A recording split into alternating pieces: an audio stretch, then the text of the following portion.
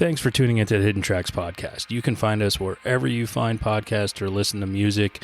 When you have an opportunity, please give us a 5-star review, write a little note, tell us how we're doing. We really appreciate it. It helps us keep this thing going. If you want to reach out to us, you can find us at Facebook at Hidden Tracks. Instagram is at HiddenTracks99, and if you'd like to send in submissions or talk to us or give us any feedback about what we're doing, our email is myhiddentracks99@gmail.com. Thank you so much again for tuning in, and I hope you enjoy the show.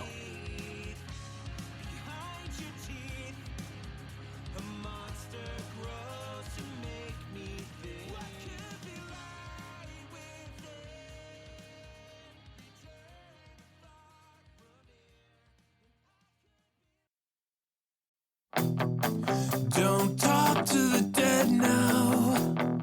They'll trick you, they'll turn you down. You'll just trip the flames out like she said.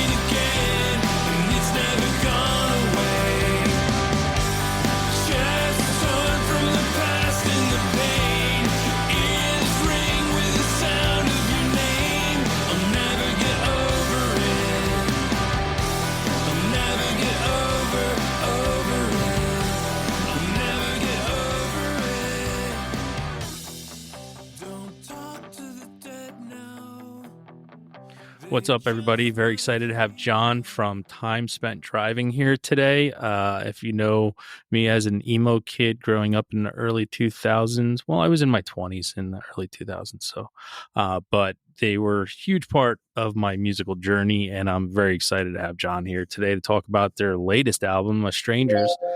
So how are you, John? I'm good. Thank you for having me. It's our pleasure. So, been a while since your previous album, and The Strangers came out a couple months ago. So, how are you feeling so far about the latest album being out and the reception it's getting? You know, I was pumped to get it out there. It just took basically just way too long, in my opinion. But it's been really good. You know, we've got actually a lot of new listeners. A lot of people hit me up with private messages and things, with really kind words, or just saying they never heard about us at the time, and they were pretty pumped up. So that feels good. But yeah, you know, it's been great overall, and I'm just glad to finally get it out in the wild. Well, prior to that too, there was kind of a gap between past and presents, and it's not, I guess, how it used to be when you're younger and full of vim and vigor, when you can knock stuff out every year or two. So when life gets in the way, I'm sure that's a casualty of great music coming out. Yeah. You know, I mean, in a way, we were never really too prolific of a band. We kind of started things in 1999, and I think got something out in 2000, and then released our full length in mid 2002 or something like that. So, over that time, that's really what we put out outside of just a couple of odds and ends. We were on the Emo Diaries. So we did a couple of other tracks, 7-inch and stuff like that. But, it wasn't something where we're just cranking things out. I think we just try to take some care in what we are doing and kind of a quality over quantity thing. But then, we basically broke up and then got back together for a little while, started doing some stuff, and then put out this, I'm Your Stab in the Back release, I think in 2007. So it was just like we weren't really active. We were kind of doing some stuff. And then we were pretty much, permanently broken up at that point, and then started getting something back going in 2012. But then, it took a few years after we started playing again to get the thing done and out. So, you're just, there's more going on. You're running businesses, you have families, that whole thing. So it takes even longer. It's just one of those things. I mean, there was always bands that I liked growing up, and I'm just like, oh, wow, it's been 8 years since they put out an album. What in the world happened? And it doesn't even feel like that long, but you start to understand that as you kind of get into that age range yourself, if you will. Yeah, it's part of maturing, and if you're not, as I say, there's only like one Weezer, there's only one Foo Fighters, there's only one Green Day. There's not many of the bands, gigantic things, but bands such as yourself were prolific, in your own way and in your own scene. I mean, to me, you guys were huge, okay, but that's the outside looking in at a band that I guess I admired from afar. So I was like, oh man, these guys are fantastic. I'm like, and then they go away and then they come back and then you get excited again. And then all of a sudden something else, like you said, 8 years go by and you don't realize it. And then new music's out and you're like, oh, fuck, yes. And you get all that energy back. And what do you attribute to that, going away, coming back, going away, coming back, and still having that passion there to work and put something out for time spent driving?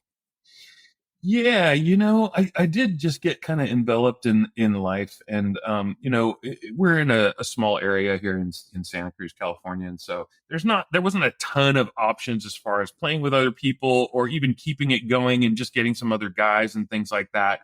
So I just kind of went all in with business work stuff, and that kind of like occupied a lot of my creativity, as a creative outlet as well. For a long time. And then I played in some other bands. I played in kind of a like kind of hardcore, screamo type band called Crucial Unicorn. So I was doing that for fun for a while. So that kind of kept me going. And then I started Gentlemen of Japan. Yeah. I followed your career. As I said, I'm a fan. So yeah. So that's awesome. We did the Gentlemen of Japan thing, and that was cool because it was kind of like I had some stuff already that I would have probably used for the time spent driving stuff, and it gave me a way to use that stuff. So I kind of got a little bit more of a fire there, and I felt like I was in a better place to do some stuff. And then basically what happened is there was another kind of singer in Gentlemen of Japan kind of singing half the songs, and him and it ended up just kind of like splitting ways. And then it was almost, because we had the same drummers, time spent driving, Kem, and it was almost the same thing. So we had a couple different guys at the time, and we just kind of morphed it back into that. So that's kind of how it happened. And then we ended up really getting, our other guitar player back and stuff after that. So anyways, so for me, I've been playing music since I was like 15, 16 years old. And so for me, it's just always something that I feel like I should be doing. And just over the years, I guess it's kind of part of my identity, but it's also just something that I love doing and that I almost can't not do, if you will. So especially, just writing songs and lyrics and vocals, it just allows you to kind of turn a page in life. And so I don't know, I just always like that about it. And it's almost something. At this point, it's just something I kind of want to do as much as I can while I still can. I completely understand that. And, it's that outlet that everybody needs, that you have, that you're talented at, that you get to do something with, which is commendable, because a lot of people, who knows, they put lyrics down on a page, but they never get heard. Right. So Right. Yeah. No. If we're fortunate to have some fans around and stuff, and some people, it sounds like yourself, have followed us for a long time and get some new ones. So, I'm appreciative of every single ear, anyone that's putting any effort or anything behind music you're doing. It's pretty cool. But yeah, well, I forgot what I was going to say. I was going to say something else, but yeah. now, you said 15, you started playing music at 15. When did music become something to you? Did you grow up in a musical household? Was there always music on in the background, or how did it first grasp you and you realize that, what's this noise behind me? Yeah, yeah. I think it wasn't really necessarily a musical household. I mean, my dad played drums and I think did a little singing in a band early on. But he wasn't ever. I never knew him as playing any kind of music, instruments or anything like that. I kind of started taking some piano lessons, like most kids do, probably when I was, I don't know, 6 or something. Took a little bit of that, kind of. We all did. Yeah, We all yeah, exactly. My brother, Dave, who actually was playing in Gentlemen of Japan, and then he was, we took him over to do the time spent driving stuff, keyboards for a while there on that last record too. He actually stuck with it and did piano, the whole time. So he's actually a really good musician. For me, I think the main thing that happened is I wasn't really that interested in music and whatnot. Oh, I should go back. My dad's a big music guy. I mean, he's the kind of guy that had like full garage wall packed with old boxes of 45s and 7 inches and things, from growing up. And just really, he kind of grew up in the 50s, I guess. So a lot of rock and roll stuff and things like that. But he liked a lot of kind of music. So there was always music in the background. He would be laying on the carpet in the living room, blasting it, music as loud as you can get. He had the big old speakers and stuff that you'd have back, whatever in the 80s. But he'd be like sometimes falling asleep on the ground. But, the thing I didn't like is then I couldn't go in and watch TV in the living room. You know what I mean? Yeah, it took up your space. Yeah, and he didn't like me waking him up. Trust me. So, anyways, so there was a lot of music around, and we were always listening to music in the car and stuff like that. But I wasn't really, playing an instrument and thing. It just sounded too hard to me. It sounded like too much time, and I was a skateboard kid, and all I wanted to do is go skateboarding. But that kind of led to really getting into music. Because old thrash videos and all those, yeah, all the videos, and they had cool bands, and when you don't really know much about band or music or anything, of course I knew about like Metallica and Def Leppard and stuff, and Madonna and things like that. Yeah. And I would listen to them casually, I guess. But you start hearing music that you really like and that really goes with what you're doing. So early on, we used to hold up the boombox to the skate videos to record the songs off of the video, and then we go play it while we're skating the half pipe down the street or whatever. So it really introduced me to punk rock stuff, and then started getting Bad Religion stuff on the videos, and you'd hear like Big Drill Car and a bunch of different bands in that era. So I started really getting into music at that point. And basically one year my dad, I think he got me a guitar, like a Yamaha electric guitar and a little park amp for Christmas. I think when I was like 15. And then I had a couple friends that played, and I just kind of, they pointed me in the right direction. And then I, got a girlfriend that was really into music. And then I was like, okay, this is the thing to do, I guess, and so basically just started from there. And I didn't really know what I was doing at all. I couldn't play anything on the guitar. But again, people showed me a little bit. And then, some friends of mine were playing music and their band broke up, and they were like kind of looking for people. And I'm like, I'll sing, thinking that was a good idea. And then, next thing you know, I was kind of like learning how to play guitar a little bit and learning how to kind of play guitar and sing and write more songs than those guys did and everything. So yeah, here I am. It's basically the situation. Wow. So you get that electric guitar, you had friends that play. I know you ran out and you tried to start a band. What was the name of that first band ever? Illiterate was the name of the band. That's not bad. That's very punk rock. It was kind of, yeah. I mean, our gimmick with it was, I mean, back then there was a lot of kind of joke type band, if you will. We weren't a joke band, but there was a lot of names like that. where the band name was kind of like not super serious or whatever. So that's kind of the approach with it. But basically, like, I guess our gimmick was to spell it wrong every time. I wouldn't be a good thing to do in like the internet age where you have No. to found on search engines, but like every shirt we would make would be spelled different and all of that stuff. So, and then we'd have like our science teacher reading a book upside down, picture of him on the t-shirt, just dumb stuff like that. So yeah, it could have been worse, but it's not great. When you found that new style of music for you, what band stood out to you most that you really connected to and kind of probably still have in your life to this day?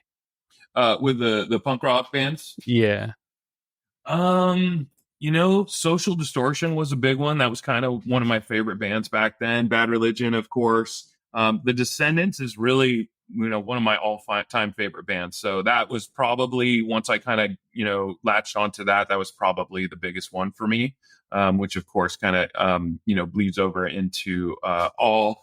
But, there's a lot of bands, our guitar player Derek's brother plays in Good Riddance, and always has. So he was a big inspiration to us, and they were here locally. So we got, we were kind of going to their shows since the beginning, if you will. So they were, a big band for us, and all the Fat Records bands and Epitaph bands and stuff like that. Nice. And this year we get, Bad Religion and Social Distortion playing together, which I'm stoked for. So is it? Where's that at? So the first time I might see them might be at the end of April in Austin, and then here in New York City on May 4th they're playing. Okay, sweet. Yeah, I went to the I think it was the 30th anniversary of the Golden Voice, which is a big promoter down in LA. And it was Bad Religion, Social Distortion, The Descendants, TSOL, Flag played. It was their first show. I don't know if you know what that is, but it's the like Black Flag guys without Greg. So yeah, that was a pretty cool show, but I don't think I've seen either of those bands since. But yeah, that'd be kind of fun. Yeah, there's when crazy lineups come out, or there's no way. I flew out to a couple years ago because it was Jawbreaker, Face to Face, Sam I Am, and The Descendants, and I was like, I'm not. There's no way I can miss that show. And then of course, when I looked it up, it was like it was cheaper for me to fly to Denver than it was to see him in New York City. And I was like, all right, yeah. No, I'm with you for sure. When you see something like that, I remember seeing a flyer for that. I was like, ooh, that looks pretty good. But you got to pick your battles, right? Yep. Now, when you started playing music and you kind of found your niche, was it easy for you to start to perform in front of strangers, or do you remember your first time playing in front of people who weren't your, say family and friends? Yeah. It's really weird. It's really weird that I've done it at all, honestly. Like I never even, raised my hand in class, let alone get in front of the class and say anything or say anything. You know what I mean? It's pretty shy most of the time, which is, I guess pretty different than I am now, just because I've had to go through life and and do things, right. But so, the idea of getting on stage at all seems kind of like, why would I do that looking back? But I think we started playing together and had a song or two. And I remember there was a classroom at school where someone had some stuff set up or something. Maybe another band played for their classroom.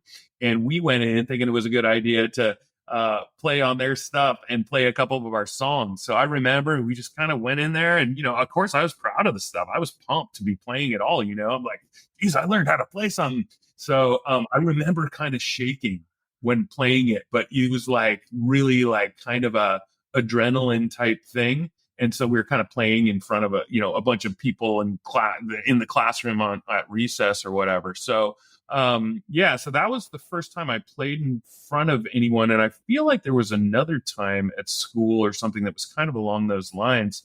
I wonder, I'm trying to think what our first show was, but it was probably like a house party type thing or something, in someone's garage or basement or something like that.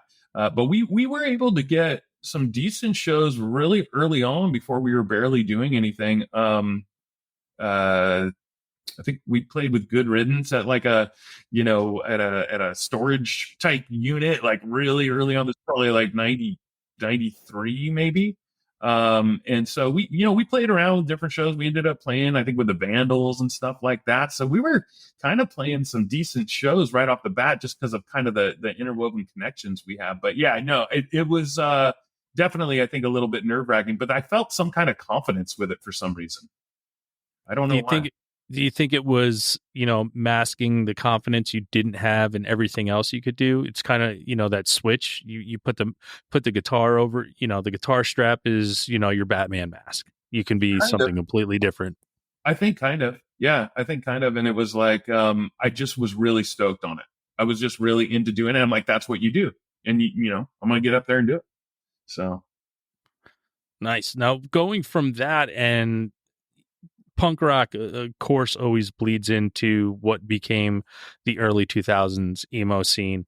And did you kind of feel, because nowadays where we are with genre labeling, pop punk and emo are the same thing, and I usually separate them because there's I want to say there's a higher quality to musicianship when it comes to emo, mhm. as opposed to pop punk. So when you get out of that punk stage and you take that step into forming Time Spent Driving, did you have any second thoughts about maybe changing what you were doing prior to that, and moving on to something that at the time was very different?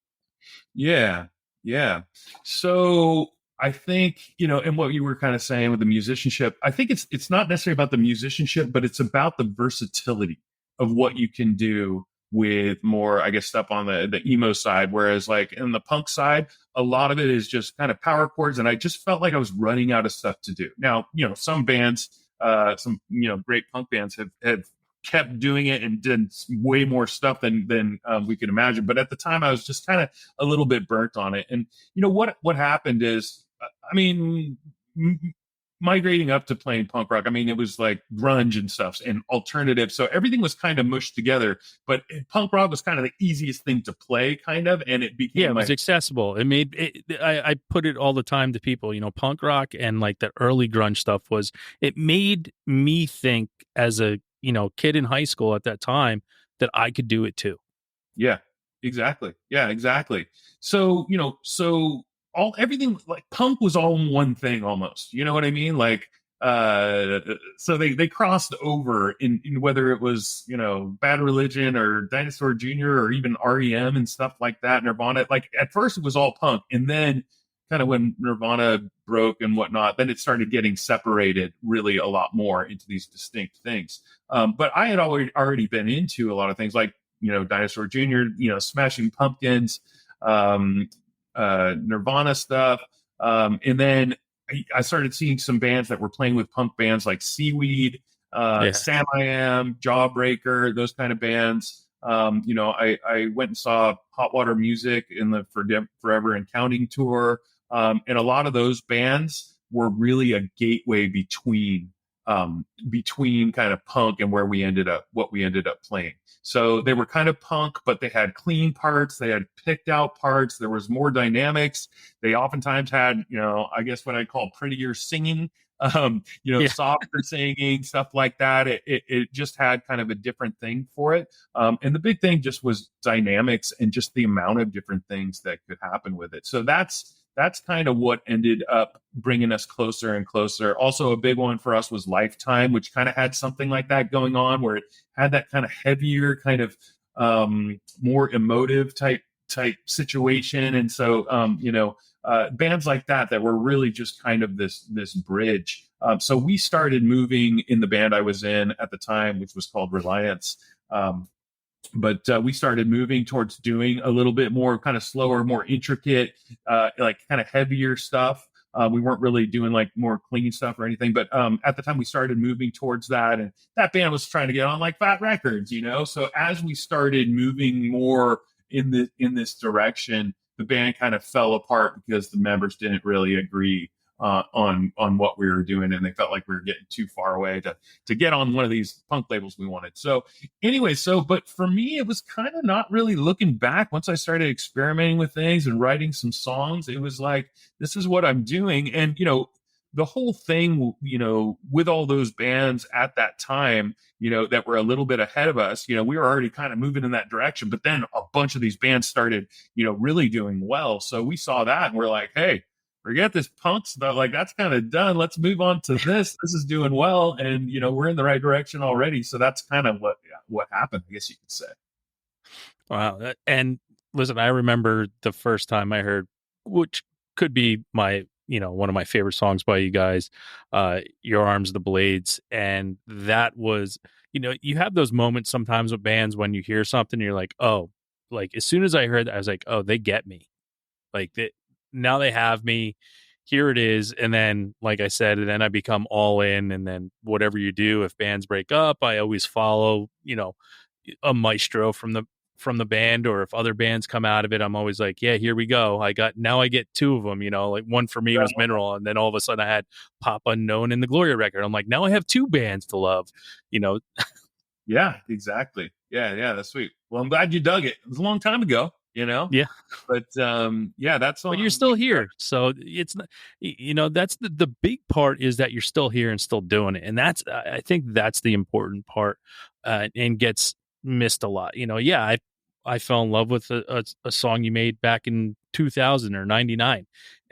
But now it's 2024 and I still get to hear new stuff from you. And that's what keeps me going and being excited to wake up and seeing a band that I admired for such a long time, just being like, yeah, here we go. Here's another one.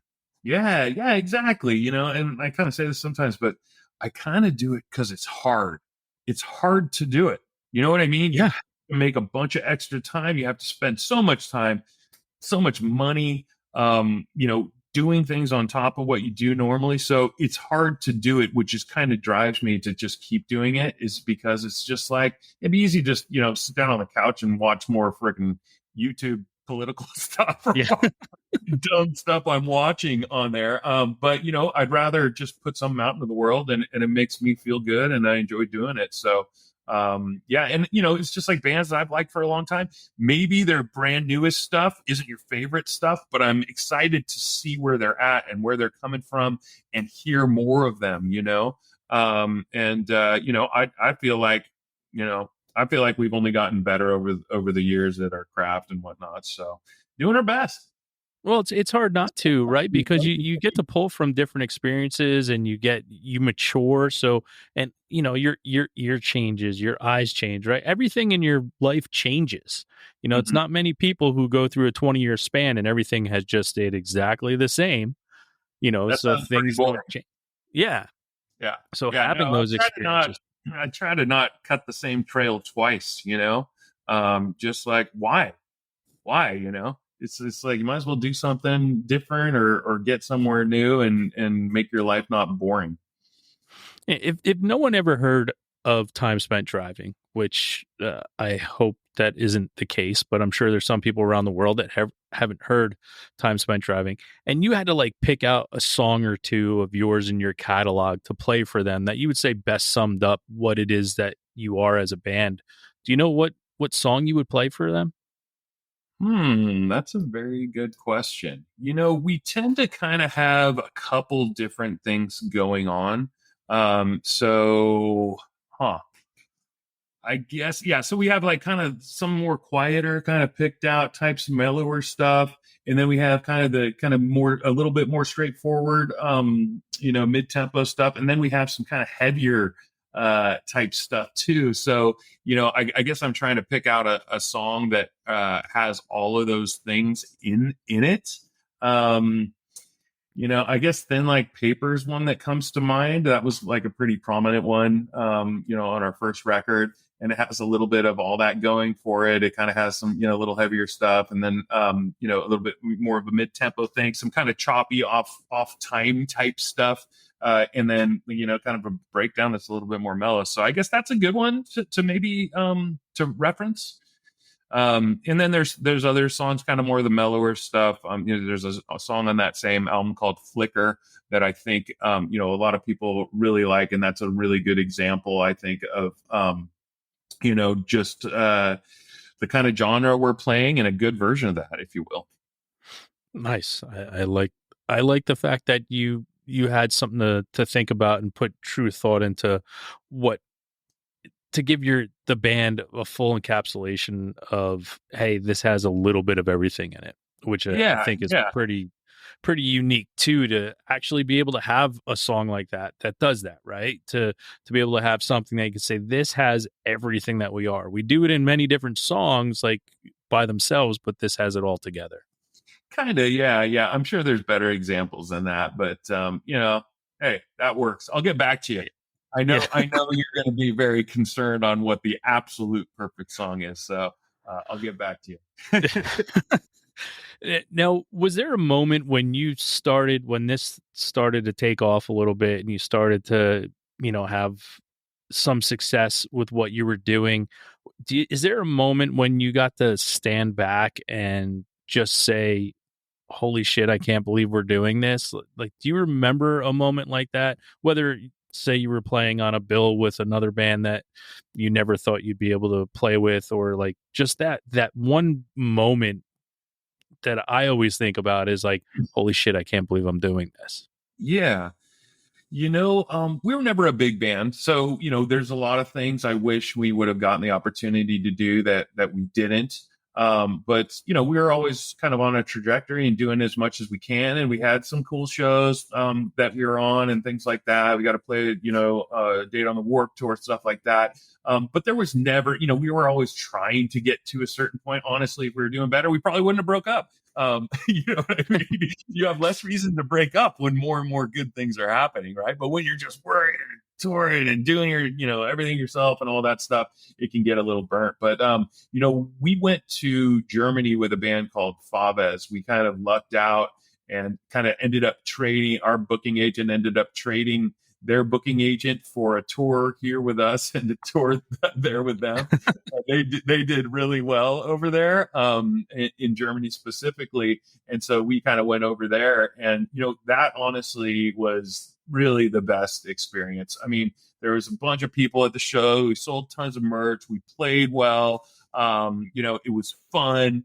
You roll up and they have, they just treat bands so much better. You roll up and they have like fridge full of beers and they're feeding you full vegetarian, like buy a course meal and everything. So, that was really probably the best overall experience we had. And so that would be somewhere where I'm like, yeah, this is really cool that we get to do this. So other than that, there's some odds and ends here and there, but that's kind of what sticks out.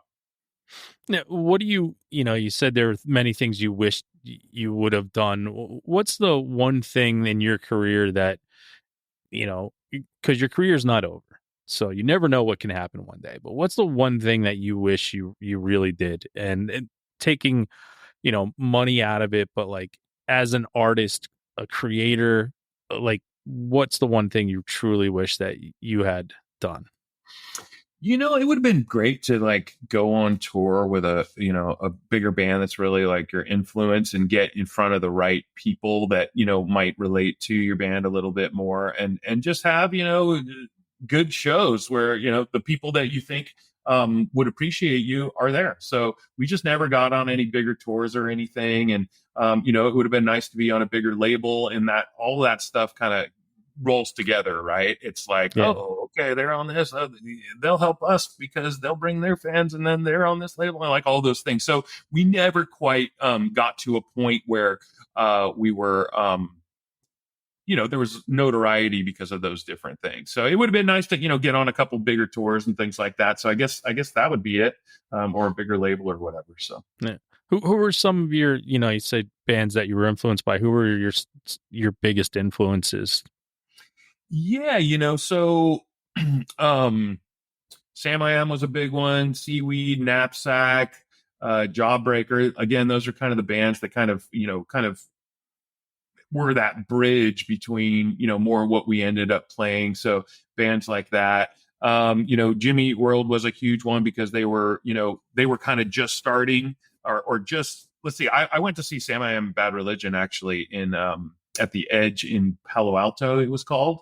And I'd never heard of Jimmy Eat World before, but they had just put out Static Prevails, and they opened the show, and they just blew me away. They had so much energy. They played that song Robot Factory 1st, where Tom actually sings. And it was just like, I was just like, wow, these guys, I was familiar with the type of stuff, right? But these guys were doing it the best I've seen. And so that was really kind of a turning point there to just see those guys. So they were a big influence. So a lot of those bands, Hot Water Music was a big one earlier on. I'm sure there's a bunch I'm missing, but Sensefield, what else? I mean, there were so many, but yeah, just kind of in that area that we're, starting to do, draw some bigger crowds and stuff at that time. So nice. I should have my CD case in front of me so I can get to, not forget stuff. It's totally fine. Now, do you have a band currently in your life that has, for better or worse, just always been there? I always look at it as, Rolling Stone calls it your favorite band. I call it the band that never lets you down. Like when you don't know what you want to listen to, you just always go to this band or artist because you're never going to be disappointed in it. That's an interesting question. Yeah, I mean, I guess the Descendants are always one of those bands. I guess Jimmy Eat World, maybe. I mean, lately, Minus the Bear is kind of like something I can put on no matter what. They have so much material and so much varied stuff, and there's so much stuff, interesting stuff. And like a couple songs really have kind of stuck out at me. So they're a good standby these days, I feel like. That's a band that I don't think gets. Again, to me, I think they're huge, but I mean, it's another band that I'll mention to people, be like, yeah, never heard it. But it's like, they have so much stuff and it's all over the place and it's all good. And I'm just like, yeah, fuck it. How are they not always, on the radio? How are they not on every fucking tour opening for Bon Iver somewhere or something, Yeah, well, they're broken up now, so that would explain it. But well, yeah, they did a lot of stuff though. I saw those guys a lot of times. We actually played with Jake's band Sharks Keep Moving before Minus the Bear up in Seattle one time and stuff. So I kind of already saw them first. I saw them at South by Southwest when they first came out and stuff like that. So I saw them a lot, and I know they did pretty well. They've even played here in Santa Cruz several times at some bigger venues and draw some people. So they did okay. But yeah, it's one of those bands where it's like, hey, they should be huge, right? But I think they did pretty well. Yeah, I have my Sharks Keep Moving CD somewhere here. Oh yeah. I have that one. I might have unloaded that at some point. I'm not sure. It was so much different. It was like super mellow, and there were barely any vocals. Like if I remember correctly. So I remember when I saw Minus the Bear, I'm like, I barely even know what this guy sounds like, and now he's doing all kinds of singing, so so it's kind of interesting. But I don't remember it too well. Maybe I wonder if they have it on iTunes and stuff, huh? They gotta have it somewhere. Gotta have it. If they don't, when I find my CD, I'll burn a copy and send it to you. I still have the capability of doing that. Oh, nice. I actually do too. Yeah. That's what I guess. Yeah, no, I'm an old man now. So, when I had Kevin Ratterman from Elliot on, he had done his first thing he ever did was a record by himself. And he's like, yeah, I don't even have a copy of that anywhere. I don't think, and it's not nowhere you can listen to it. So when I went to see him when they got back together, I was like, hey man, here you go. I made you a copy of your own CD. Wow, so you can listen to it.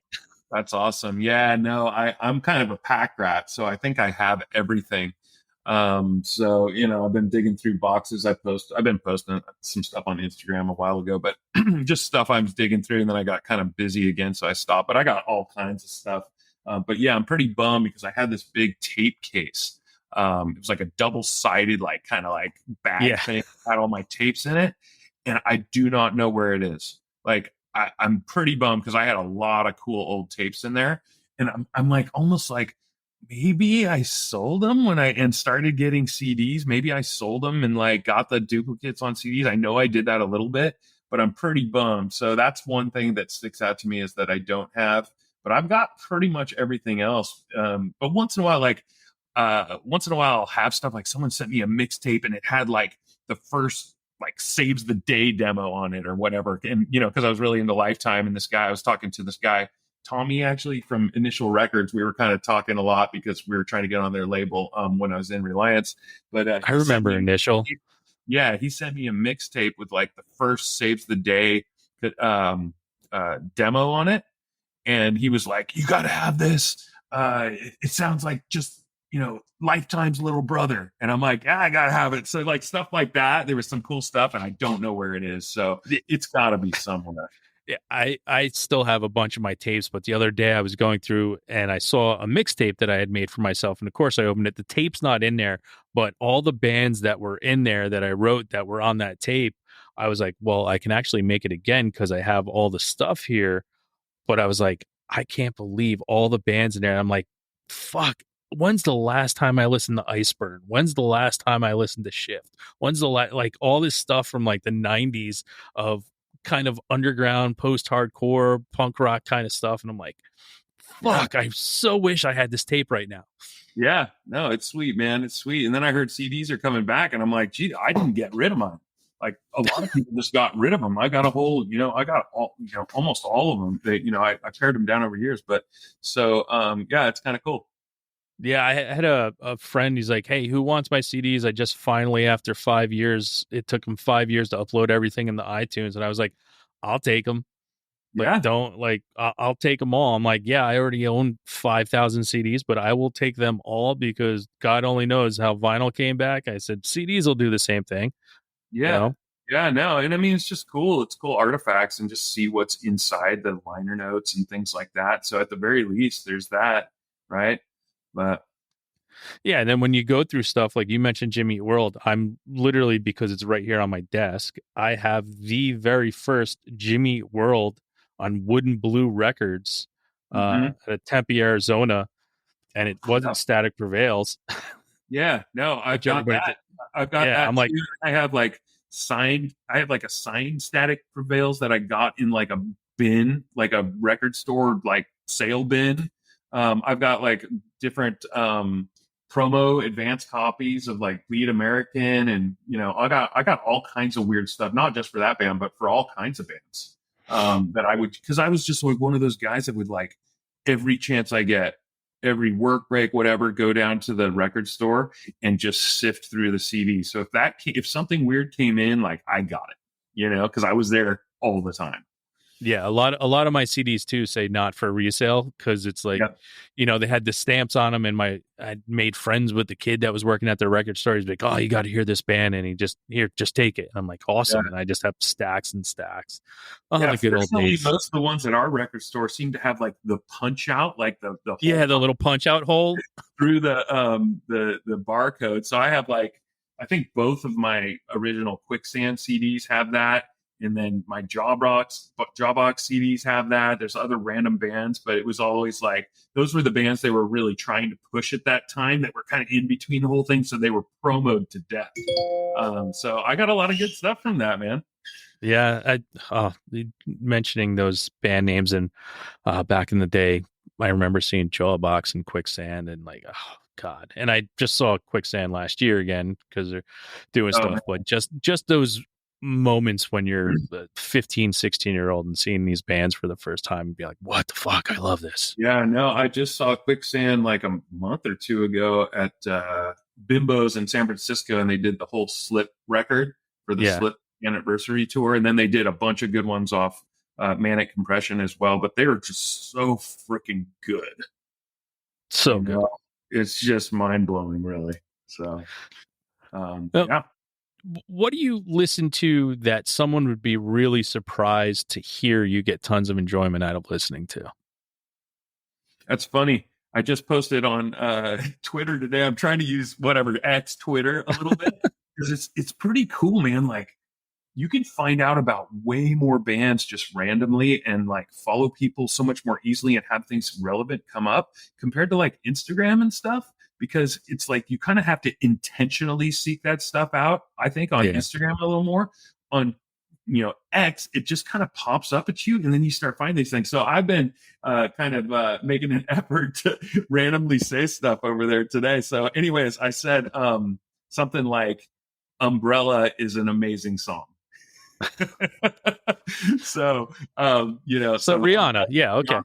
So that's a catchy song. It's I don't know, all my friends and stuff know that I'm a fan of that song. Like if it comes on at like a wedding or something, like we had a wedding at my house and it was outside.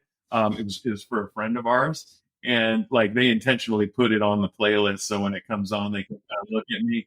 But I literally like got pumped, and then I grabbed a patio umbrella and brought it to the dance floor and was like spinning that thing around. So that's one for me. I like a little Paula Abdul. I like some Blowing Kisses in the Wind, a little Promise of a New Day. So those are kind of some that stick out as kind of odd. I absolutely love that. I have a gigantic smile on my face laughing over here, because that's the kind of stuff that I look for when I ask that question, because you're allowed to enjoy stuff that people will be like, why the fuck are you listening to this? And then understand watching you get the enjoyment out of listening to it, being like, oh, that's why I listens to it. Yeah, I mean, back in the day too, I mean, Rihanna's a little bit more current, but back in the day, it's like when you watch MTV, all you did was watch. I mean, for me, I think a lot of people, they just watch MTV all day. Every day after school, you get your like whatever, your nachos, your bowl of cereal, whatever you're doing. Yep. You got the countdown coming. Yeah, and it just pounds it into your brain. So it's like I know all the Madonna, songs, or all these, whatever, all that stuff was just there. So stuff like Paula Abdul, it's like impossible to miss it, So, so you kind of, you end up liking stuff from that or whatever. It's not what I throw on, but it's, but when it comes on, it, everyone knows that it's on. Oh yeah. I was just on a trip with my wife down to Mexico City, and the people we were with got a karaoke machine, and I'm just like not into karaoke. I tried it a couple times, and it's just not my deal. Right. But, the first song they did was like La Isla Bonita by, Madonna. And I'm like, you know what? I think I could do this one pretty good. I'm pretty damn familiar with this one,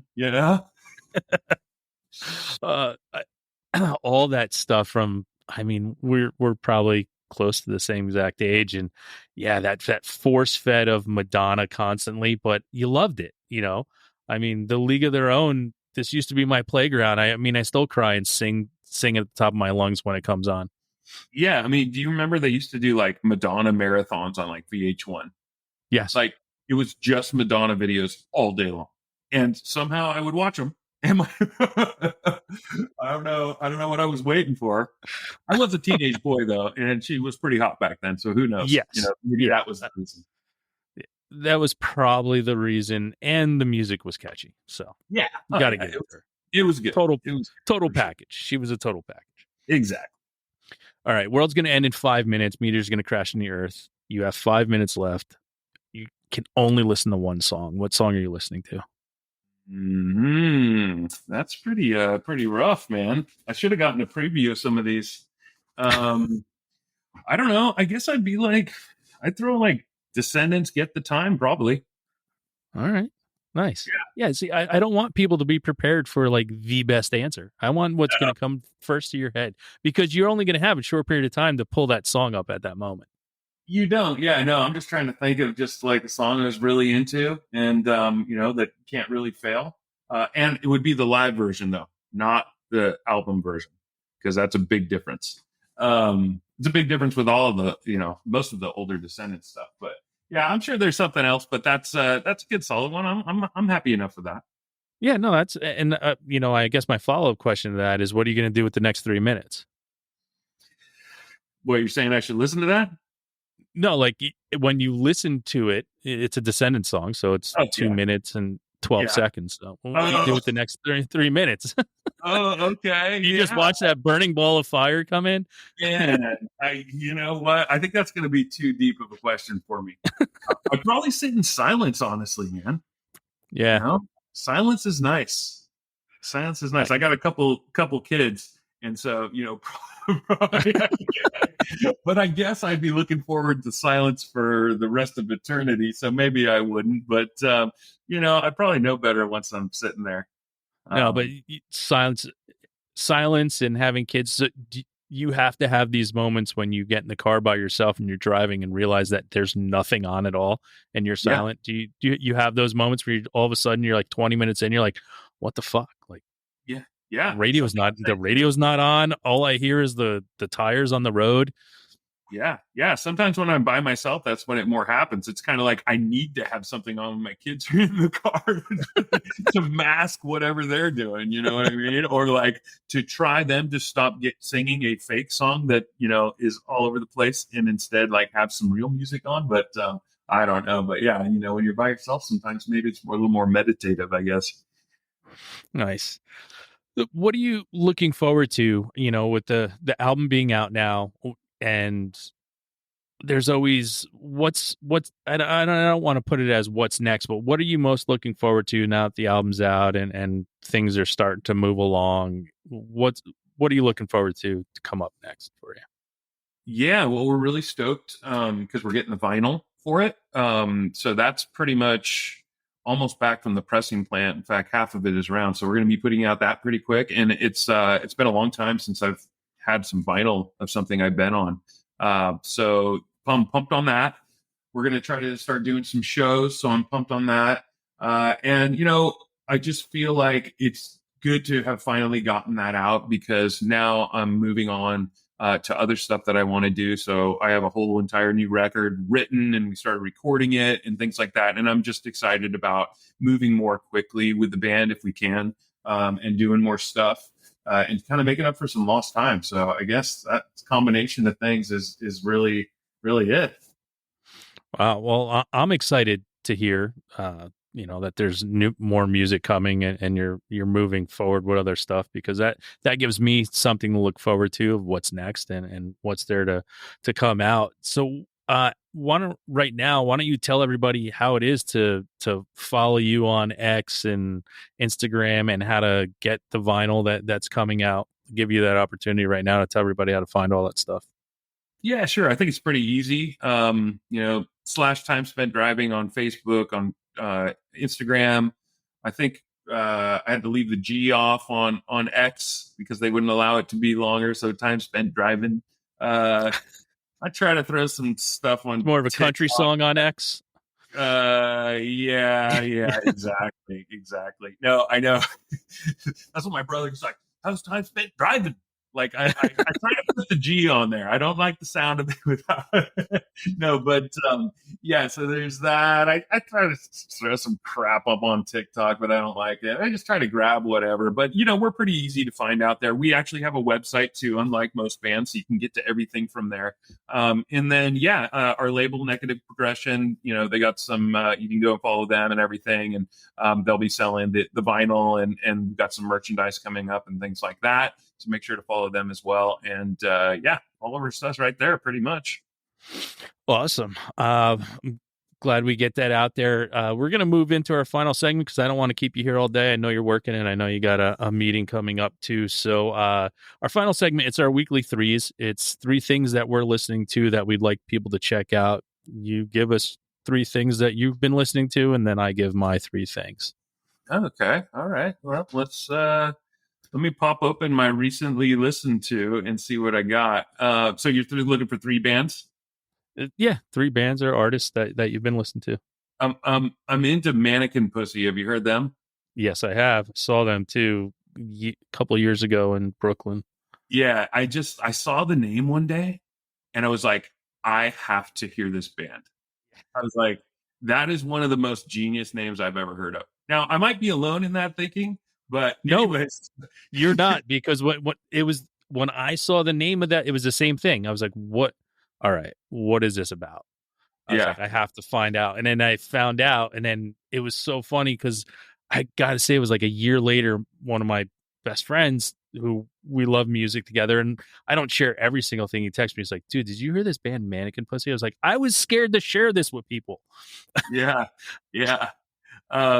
So anyways, so that's that's something I saw. They have a couple new songs out or whatever, so I checked them out. But yeah, it's just like the chick's got a rad voice, and I just dig what they're doing. So they happen to have an amazing name. It's just a great visual. Yeah. And they're good. So you can't really go wrong with that. That band Covet, went and saw them a few months ago. Have you heard of them? Yes. Yeah, that gal is amazing. So anyways, I kind of got into listening to that a little bit, and my brother I didn't even know they had a new record somehow, but my brother got it for me on vinyl. So anyways, I was checking that out. And then this band called Youth League, I found out about them they were just kind of fed to me on X, Twitter.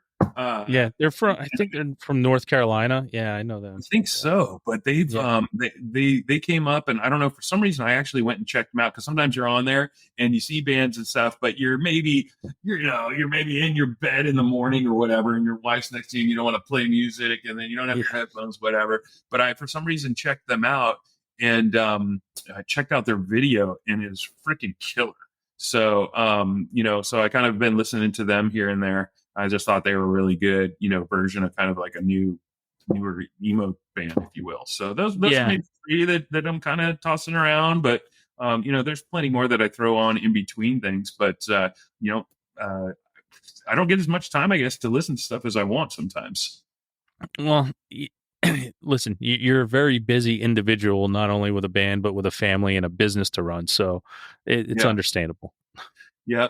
But I do like to smoke cigars, and I go out in the back porch and I put on music. So, but a lot lately, it's been like when you're doing new records and stuff, like you're listening to a lot of your own stuff, like to listen to mixes that keep coming at you, or like masters, or maybe you're trying to work something out. So you end up actually, listening to a lot of your own stuff, or that maybe more it occupies your listening time. You know what I mean? Because you kind of absolutely. So absolutely. So there's that. But yeah, no, I'm stoked when I get to sit down and chill out a little bit and listen to some stuff. Nice. Yeah. All right, great three. My three for this week. The first one is he's a singer-songwriter, goes by the moniker. His name is Matt. He's a Canadian guy, North Cody. It's North Cote at the end. The name of the album is Whole Heart.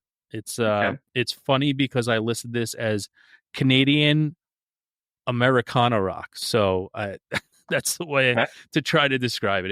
It's got that Americana sound to it, but he's just got a great voice, and I really enjoy just having it on in the background when I'm cooking in the kitchen. Yeah, right on. I'm adding it right now. I'll check it out. Next is a band called No Such Animal. The name of the album is called The Entertainer. Just good indie rock stuff from some young kids out there that it's really cool. Nice. I'm adding it. I'm going to check it out. And last but not least, it's an oldie from the 90s, but I brought up that mixtape that I had earlier. And the first thing I did was I was like, I remember that band. I think I absolutely love them. And the name of the band is Shift, SHIFT. And the name of the album is Spacesuit. It's New York 90s hardcore, think along the lines of a Quicksand. That's how I'll for sure. No, I'm familiar with Shift for sure. I got their stuff, and from back in the day when they were around. We actually played with his newer band. I mean, this is like probably 2000, 2001, but they were called I think The Big Collapse or The Great Collapse. So I'm not sure if that's around, but let me see. Great Collapse. I know a friend of mine is in a band that's like either The Big Collapse or Great Collapse, but I'm trying to think of which one it is here. I think it's Great. No, it's not. It must be The Big Collapse. It's called The Big Collapse. But anyways, they were great. But it was very quicksandy, which was a good thing at the time, it was. Looking right now, Prototype is the name of the album, the Big Collapse album. If you want to check it out, looks like they're on militia group. Actually, I'm definitely going to check that out. Yeah. Back in the day when a band no longer existed, it was a lot harder to find what they were doing next. So, oh man, it was night and day. Yeah, it was night and day. Unless there was a label and you were like on their mailing list, getting their catalog or something. Like you wouldn't know, No, or and that was the thing too. Like when bands would break up, and then you'd go to a record store, and thank God for some of the people that worked in the record store that would like put a little note on it, when it came to things like, hey, Walter from Quicksand, oh yeah. and that's how I find rival schools, and it's like you get those little notes on things, and you're like, oh, thank God, because there was no way to find this stuff out. Yeah, yeah, and there was usually only one like kind of punk rock guy or stuff in this kind of general kind of punk adjacent category in the record store, right? Yep. Yeah, I know. I worked in a record store one time. It was like honestly, it sucked. It was like you're just like a glorified librarian, right? But like no one that worked at the record store liked the same kind of music. Like I had one dude in there that like was from San Diego, so he liked all the kind of San Diego, Drive Like Jago, all the kind of Mark Trombino produced stuff down there and everything, and the Cargo stuff. But outside of that, like everyone in there, they hire different people that are into different kinds of music. So they're the expert in that category. But then you don't really have anyone to jive with barely, right?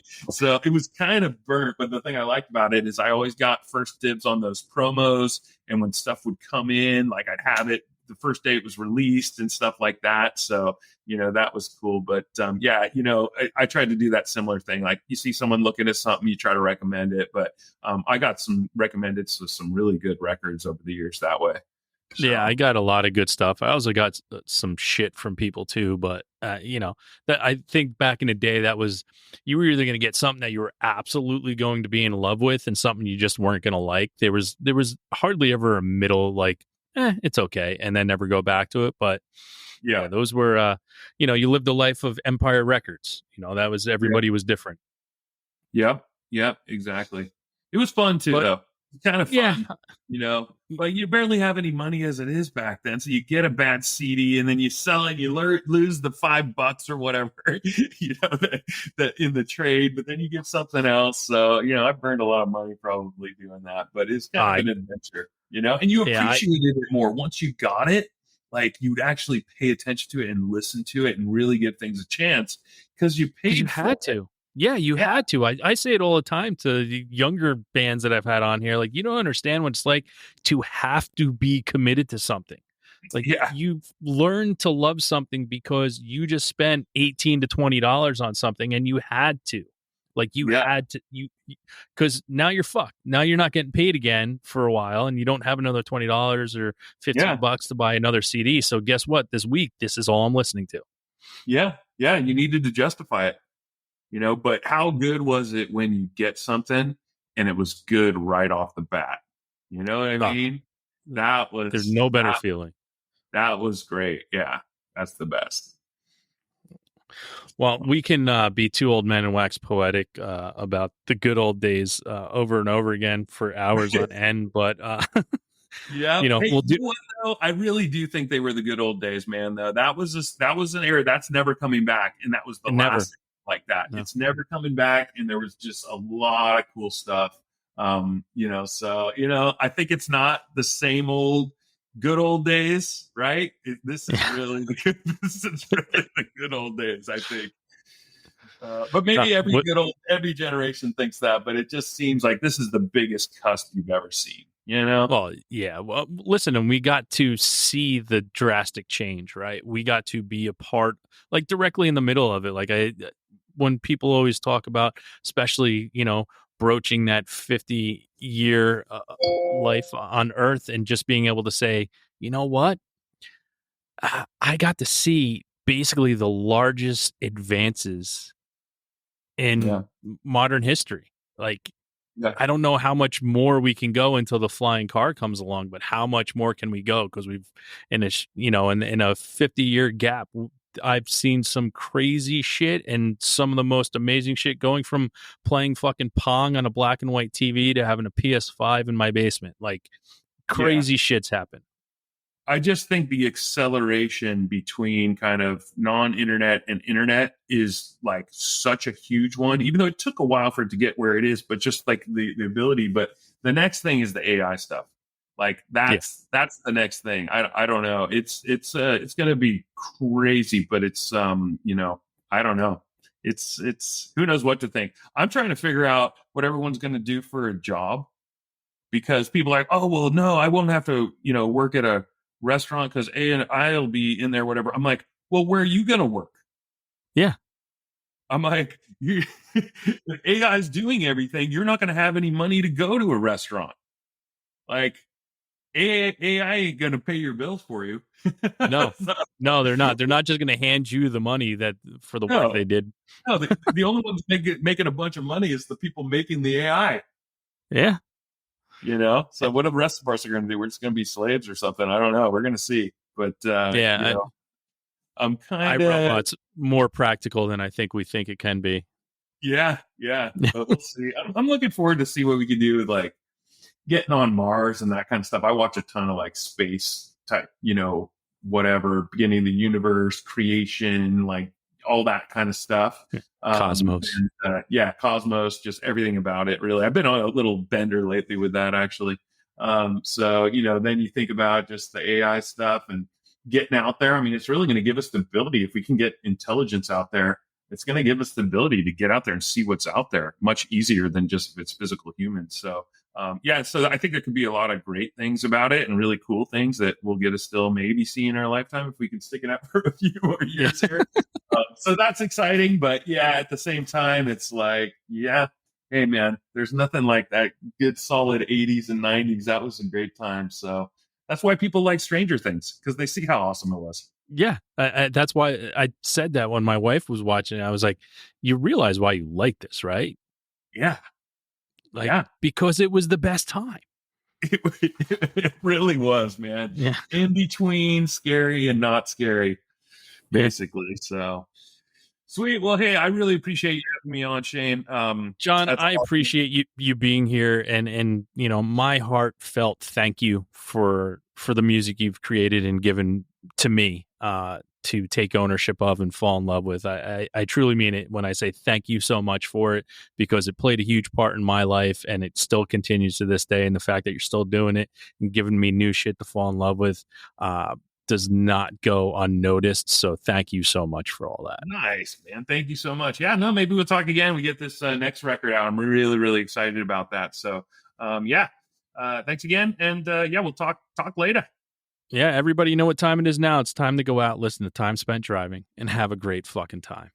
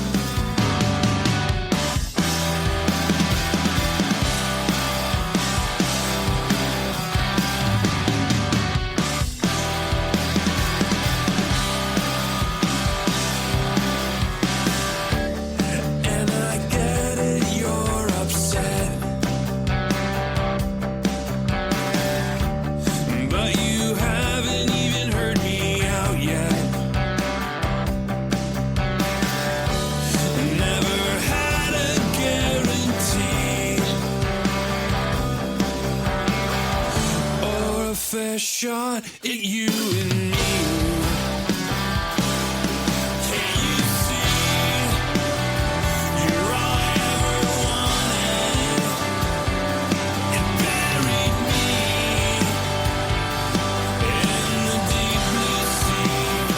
It turned me down till I was lost in the background, until I couldn't breathe. And I still can't breathe.